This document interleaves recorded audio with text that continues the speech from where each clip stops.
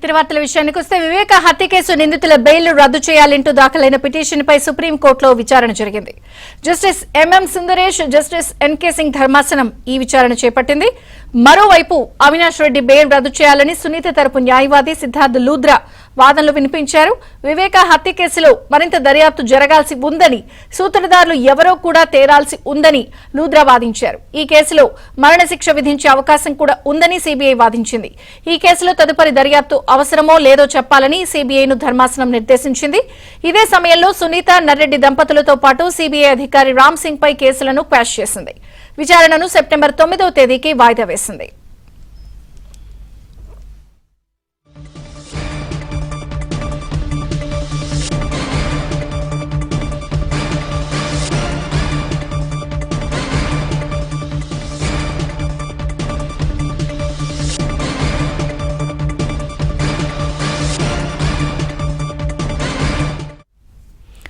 వివేక హత్య కేసు నిందితుల బెయిల్ ను రద్దు చేయాలి అంటూ దాఖలైన పిటిషన్ పై సుప్రీంకోర్టులో విచారణ జరిగింది. Justice MM Sundaresh, justice NK Singh ధర్మాసనం ఈ విచారణ చేపట్టింది.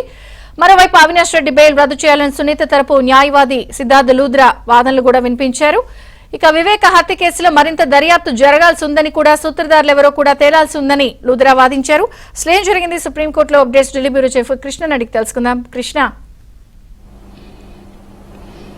విజయచంద్రిక వివేకానంద హత్య కేసు విచారణలో సుప్రీంకోర్టులో ఈరోజు 2 కీలక పరిణామాలు జరిగాయి. అది మొదటిది, ఈ కేసులో ఏదైతే జగన్మోహన్ రెడ్డి ప్రభుత్వం అధికారంలో ఉన్నప్పుడు ఈ కేసులో ఈ యొక్క సునీత అదేవిధంగా సునీత భర్త అయినటువంటి నర్రెడ్డి రాజశేఖర్ రెడ్డి, సిబిఐ అధికారి రామ్ సింగ్ పైన జగన్ ప్రభుత్వం దాఖలు చేసినటువంటి కేసుకు సంబంధించి ఆ కేసును క్వాష్ చేయడం జరిగింది. ఆ కేసు అసలు నిజానికి ఆ పిటిషన్ దాఖలు చేయడం అన్నది ఒక చట్టబద్ధంగా వాళ్ళకున్నటువంటి ఏదైతే అధికార దుర్వినియోగాన్ని బలపరుస్తుంది, అధికారం దుర్వినియోగం అవుతున్నట్లు కూడా అది చాలా క్లియర్ గా తెలుస్తుంది. అయితే మీ మీద అంటే ఈ కేసు ఈ నిందితుల తరపున హాజరైనటువంటి న్యాయవాది ఎవరైతే ఉన్నారో మీ మీద ఉన్నటువంటి గౌరవంతో ఈ కేసులో మేము జరిమానా విధించడం లేదు, అంతేగాని అసలు వీళ్ళ మీద అంటే బాధితుల మీద మీరు కేసు పెట్టడం ఏంటి, అదేవిధంగా సిబిఐ తరపున విచారణ జరుపుతున్నటువంటి దర్యాప్తు అధికారి పైన కేసు పెట్టడం ఏంటి, ఇది సమంజసం కాదు, ఇది చట్ట ప్రకారం కూడా విరుద్ధం, మీకున్నటువంటి అధికారాన్ని దుర్వినియోగం చేసుకున్నట్లుగా చాలా స్పష్టంగా అర్థమవుతుంది అంటూ ఆ ముగ్గురి పైన సునీత దంపతులు, రామ్ సింగ్ పైన పెట్టినటువంటి ఆ కేసును ఏదైతే ఉందో దాన్ని క్వాష్ చేయడం జరిగింది జస్టిస్ ఎంఎం సుందరేష్ ధర్మాసనం. మరో రెండో కీలక పరిణామం ఏంటి అంటే ఈ కేసులో దర్యాప్తు అన్నది ముగిసింది అంటూ గతంలో విచారణ సందర్భంగా సిబిఐ తరఫున చేసినటువంటి ఆ యొక్క స్టేట్మెంట్ ఏదైతే ఉందో దానికి సంబంధించి ఈ రోజు కీలకంగా సీనియర్ కౌన్సిల్ అయినటువంటి ఏఎస్ రాజు చెప్పడం జరిగింది.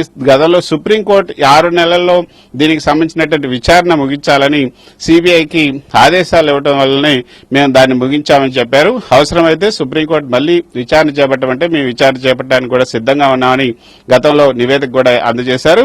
దానికి సంబంధించి మీకు ఒకవేళ ఈ యొక్క విచారణకు సంబంధించి కస్టోడియల్ విచారణ, ఈ నిందితులకు సంబంధించి కస్టోడియల్ విచారణ మీరు అవసరమని భావిస్తున్నారా, దర్యాప్తు అవసరమని భావిస్తున్నారా, దానికి సంబంధించి మీరు 2 వారాల్లో ఈ యొక్క నివేదికను కోర్టుకు తెలియజేయాలని అడిగినప్పుడు ఏఎస్ రాజు, అడిషనల్ సొలిసిటర్ జనరల్, సిబిఐ తరఫున వాదించినటువంటి అడిషనల్ సొలిసిటర్ జనరల్ ఏఎస్ రాజు, మేము ఇన్స్ట్రక్షన్ తీసుకుని మళ్లీ కోర్టు ముందుకు వస్తాం, కోర్టులో మళ్లీ మీకు కోర్టుకు తెలియజేస్తాం అన్నప్పుడు దానికి 2 వారాలు సమయం ఇచ్చారు. అంటే కస్టోడియల్ విచారణ, ఈ నిందితులకి సిబిఐ మళ్లీ కస్టోడియల్ విచారణ అవసరమని భావిస్తున్నారా లేదా, ఒకవేళ ఆ విధంగా కనుక భావిస్తే ఖచ్చితంగా దీనికి సంబంధించి మళ్లీ దర్యాప్తు చేయాలని మేము ఆదేశిస్తామని కూడా సుప్రీంకోర్టు స్పష్టం చేయడం జరిగింది.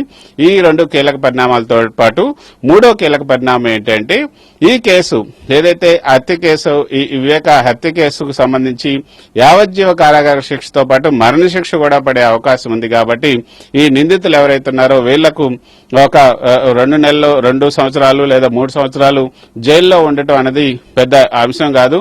వీళ్ళు 5 ఏళ్లు జైల్లో ఉన్నా కూడా పర్వాలేదు అంటూ సిబిఐ తరపు కౌన్సిల్ ఏఎస్ రాజు వాదించడం కూడా మనం చూసాం.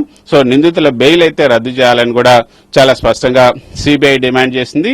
అదేవిధంగా సిద్ధార్థ్ లూథ్రా, సునీత తరపున వాదించినటువంటి సీనియర్ కౌన్సిల్ సిద్ధార్థ్ లూథ్రా కూడా వాదించారు.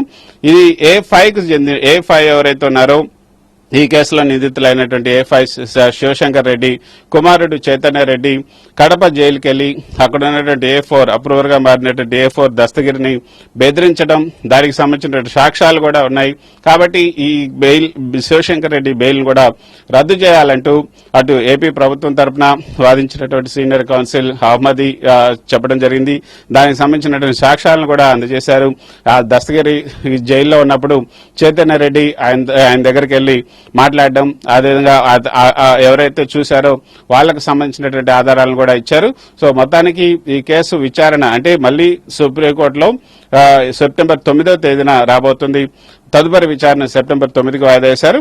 ఆ రోజు సిబిఐ తరఫున ఈ కేసులో కస్టోడియల్ విచారణ అవసరమా లేదా, నిందితుల కస్టోడియల్ విచారణ అవసరమా లేదా అన్న దానిపైన నివేదిక అందజేసిన తర్వాత మళ్లీ దర్యాప్తు ప్రారంభించాలా లేదా మరోసారి అంటే సూత్రధారులు ఎవరు అన్నది కూడా తెలియాల్సి ఉంది. పాత్రధారులు ఎవరో తెలిసింది.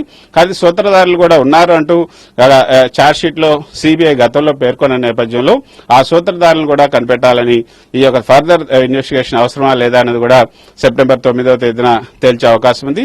సో ఆ తర్వాత నిందితులకు సంబంధించినటువంటి బెయిల్ కూడా రద్దు చేయాలా లేదా అనేది కూడా తదుపరి విచారణలో తేలే అవకాశం ఉంది. విజయచంద్రిక. Thank you Krishna.